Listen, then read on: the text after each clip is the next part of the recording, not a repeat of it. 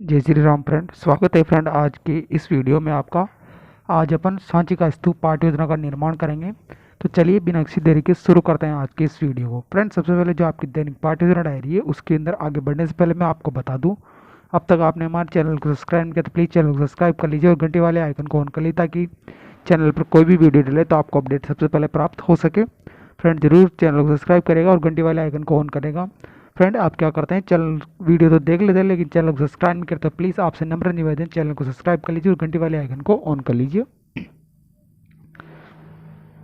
Friend देखिए जो आपकी पाठ्य योजना डायरी है उसके अंदर सबसे ऊपर पाठ्य योजना का क्रमांक, उसके पश्चात में जिस विद्यालय में आपका प्रशिक्षण प्रोग्राम चल रहा है उस विद्यालय का नाम, आपका नाम, कक्षा, जिस दिनांक को आप बना रहे हैं वो दिनांक, विषय दिनांक वगैरह सारी खानापूर्ति आपको कर लेनी, प्रकरण का नाम वगैरह।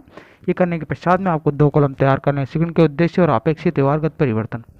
देखिए इसके अंदर मैंने आपको अच्छा शिक्षण के उद्देश्य लिखा है, उससे संबंधित अपेक्षित व्यवहारगत परिवर्तन मैंने लिखा है, तो ध्यानपूर्वक आप इन सभी को लिख लीजिएगा। अच्छा शिक्षण के उद्देश्य से संबंधित अपेक्षित व्यवहारगत परिवर्तन को।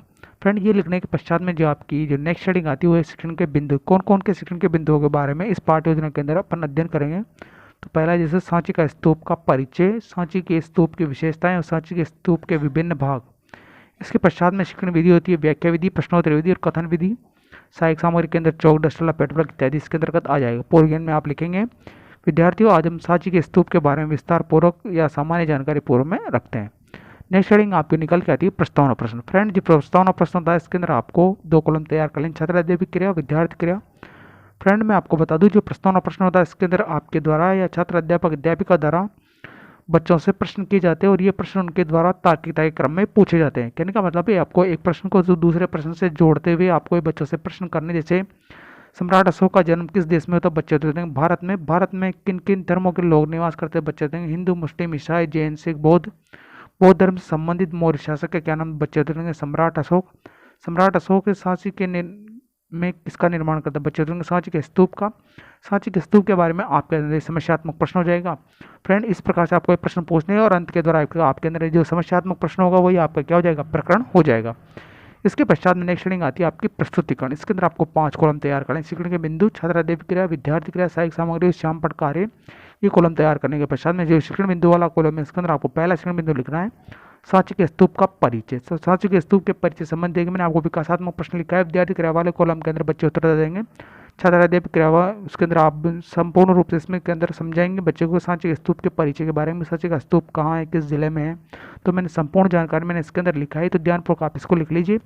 और देखिए जो मैंने इसका जो डायग्राम या चार्ट है वो भी मैंने बनाया है कि जो मध्य प्रदेश के रायसेन जिले में सांची का स्तूप है वो सारी जानकारी मैंने इसमें प्रदान की। और इसके जो श्याम पट कार्य है वो भी मैंने कंप्लीट करवा दिया और बोधात्मक प्रश्न भी मैंने लिखवा दिया। ध्यानपूर्वक आप इन सभी को लिख लीजिएगा फ्रेंड। फ्रेंड ये सारी चीज़ें लिखने के पश्चात में जो नेक्स्ट पेज पे आपको वही 5 कॉलम तैयार कर लेने। और द्वितीय जो शिक्षण बिंदु आता है वो सांची के स्तूप की विशेषताएं। तो सांची की जो स्तूप की विशेषताएं वो मैंने छात्र अध्यापक कथन के अंदर विस्तार पूर्वक बताई कि सांची का जो स्तूप है उसकी अर्धगोलाकार ईंटों से निर्मित ढांचा है, केंद्र में महात्मा बुद्ध की अस्थि के अवशेष है, शारीरिक स्तूप है, चारों ओर सुंदर परिक्रमा पथ है, वास्तु पस्तर से विभिन्न 4 तोरण द्वार बनाए हुए हैं। इस प्रकार से इसके अंदर मैंने लगभग संपूर्ण जानकारी मैंने इसके अंदर प्रदान कर दी, तो आप ध्यानपूर्वक इसको लिख लीजिए। और देखिए मैंने जो सांची का स्तूप है उसका मैंने डायग्राम भी बनाया है, चित्र भी बना के बताया है मैंने आपको इसके अंदर, तो ध्यानपूर्वक आप इसको भी देख लीजिएगा। और बोधात्मक प्रश्न भी आप लिख लीजिए। फ्रेंड जो बोधात्मक प्रश्न होते हैं वो फ्रेंड आपके द्वारा बच्चों से स्लिप हो जाए ताकि बच्चे का ध्यान पढ़ाई गए प्रकरण से इधर उधर भंग नहीं हो, जैसे बोधात्मक प्रश्न छात्र अध्यापक द्वारा आपके द्वारा बच्चों से किए जाते हैं। तो आप ध्यानपूर्वक इन बोधात्मक प्रश्नों को भी लिख लीजिए और छात्र अध्यापक कथन को भी आप कंप्लीट कर लीजिए। विस्तार पूर्वक मैंने सारी जानकारी इसके अंदर प्रदान कर दी। फ्रेंड आपको मैं एक इंपॉर्टेंट बात और बता दूं, अगर आपको और भी पाठ्य योजना की आवश्यकता हो किसी भी विषय से संबंधित तो प्लीज़ चैनल के पेज पे जाएं, वहाँ पर आपको प्लेलिस्ट मिल जाएगी। प्लेलिस्ट के अंदर लगभग सभी पाठ्य योजनाएं वहाँ पर उपलब्ध है, किसी भी विषय की पाठ्य योजना आपको वहाँ पर मिल जाएगी।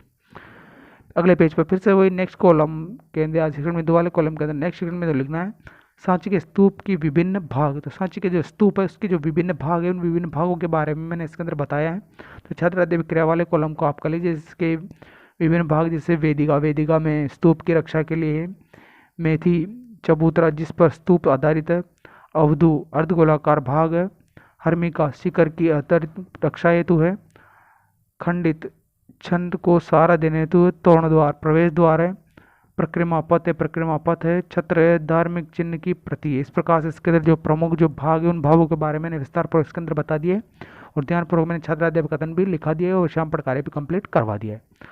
फ्रेंड इसके पश्चात नेक्स्ट हेडिंग आपके मूल्यांकन प्रश्न। फ्रेंड जो मूल्यांकन प्रश्न होते हैं वो छात्र अध्यापक अध्यापिका द्वारा पूछे जाते हैं और इसलिए पूछे जाते हैं ताकि उसने जो विषय वस्तु बच्चों को पढ़ाई वो बच्चों ने सीखी है अथवा नहीं सीखी है, कितनी सीखी है, इस बात की प्रतिपुष्टि या फीडबैक लेने के लिए छात्र अध्यापक अध्यापिका द्वारा मूल्यांकन प्रश्न तैयार किए जाते हैं। तो आप किसी प्रकार से मूल्यांकन प्रश्न बच्चों से तैयार कर सकते हैं, जैसे लघुतरात्मक, निबंधात्मक, बहुविकल्पात्मक, किसी भी प्रकार से आप बच्चों से प्रश्न पूछ सकते हैं या तैयार कर सकते हैं। अंत के अंदर आप बच्चों को गृह कार्य दीजिए, गृह कार्य ऐसा दीजिए इस कठिनाई स्तर से आपने अध्ययन अध्यापन कार्य करवाया है।